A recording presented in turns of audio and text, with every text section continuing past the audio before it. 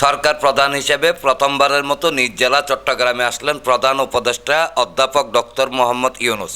বুধবার সকালে তিনি শাহ আমানত বিমানবন্দরে একটি বিশেষ বিমানে করে অবতরণ করেন। সেখানে তাকে স্বাগত জানান চট্টগ্রাম সিটি কর্পোরেশনের মেয়র ডাক্তার শাহাদাত হোসেন সহ ঊর্ধ্বতন কর্মকর্তারা। এরপর প্রধান উপদেষ্টা চট্টগ্রাম বন্দরের অভ্যন্তরে এনসিটি পাস প্রাঙ্গণে একটি সভায় যোগ দেন। সেখানে বন্দর ও জাহাজ চলাচল খাতের ঊর্ধ্বতন কর্মকর্তা, বন্দর ব্যবহারকারী বিভিন্ন সংগঠনের প্রতিনিধি ও বাণিজ্য সংস্থার নেতাদের সঙ্গে মতবিনিময় করেন।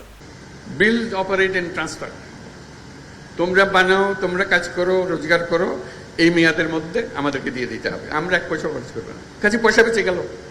এছাড়া প্রধান উপদেষ্টা ডক্টর মোহাম্মদ ইউনূস বন্দর থেকে চট্টগ্রাম সার্কিট হাউসে যান, যেখানে তিনি কর্ণফুলী নদীর উপর কালুরঘাট সেতুর ভিত্তিপ্রস্তর উন্মোচন করেন এবং চট্টগ্রাম শহরের জলাবদ্ধতার সমস্যা ও অক্সিজেন হাটাজারি সড়কের বাস্তবায়নের অগ্রগতি পরিদর্শন করেন।